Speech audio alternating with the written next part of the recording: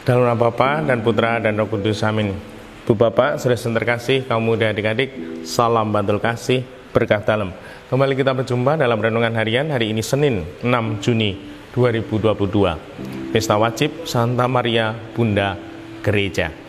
Kita akan mengambil dari Injil Yohanes bab 19 ayat 25 sampai 34. Pada waktu itu dekat salib Yesus berdiri ibu Yesus dan saudara ibunya, Maria istri Kleopas dan Maria Magdalena.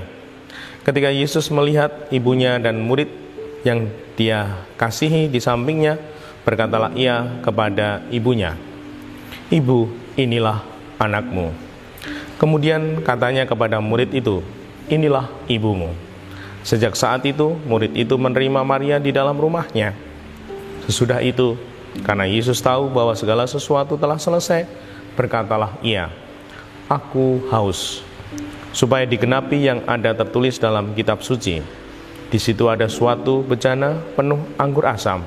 Lalu mereka melilitkan bunga karang pada sebatang hisop, mencelupkannya dalam anggur asam itu, lalu mengulurkannya ke mulut Yesus.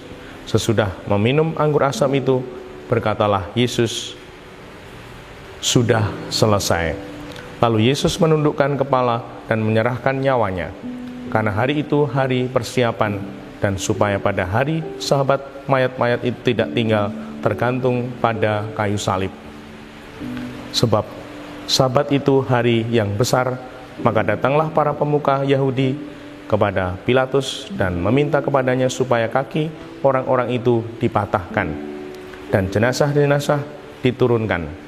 Lalu datanglah prajurit-prajurit dan mematahkan kaki orang yang pertama dan kaki orang yang lain yang disalibkan bersama-sama dengan Yesus. Tetapi ketika mereka sampai kepada Yesus dan melihat bahwa ia telah mati, mereka tidak mematahkan kakinya. Tetapi seorang dari antara prajurit itu menikam lambung Yesus dengan tombak, dan segera mengalir keluar darah dan air. Demikianlah Injil Tuhan. Terpujilah Kristus. Ibu bapak, saudara terkasih, ini sungguh kata-kata mulia dari Tuhan. Saya kutipkan, "Ibu, inilah anakmu." Kemudian katanya kepada muridnya, "Inilah ibumu." Sejak saat itu, murid itu menerima Maria di dalam rumahnya. Satu kata kunci, menerima Bunda Maria di rumahnya. Mari kita semua juga seperti murid yang dikasihi ini, menerima Bunda Maria di rumah kita. Apa artinya itu? Yang pertama, tentunya memberikan tempat khusus. Memberikan tempat khusus di rumah kita. Bagus sekali kalau ada sudut ruangan atau bahkan memberi tempat yang khusus untuk Bunda Maria, tempat untuk berdoa keluarga. Luar biasa.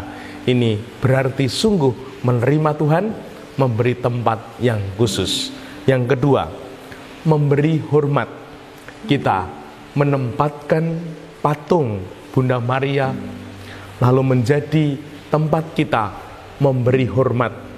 Kita berdoa melalui Bunda Maria sampai kepada Tuhan Yesus. Dan kita berdevosi rosario, 3 Salam Maria, atau juga berziarah ke Gua Maria dan ke tempat-tempat yang kudus.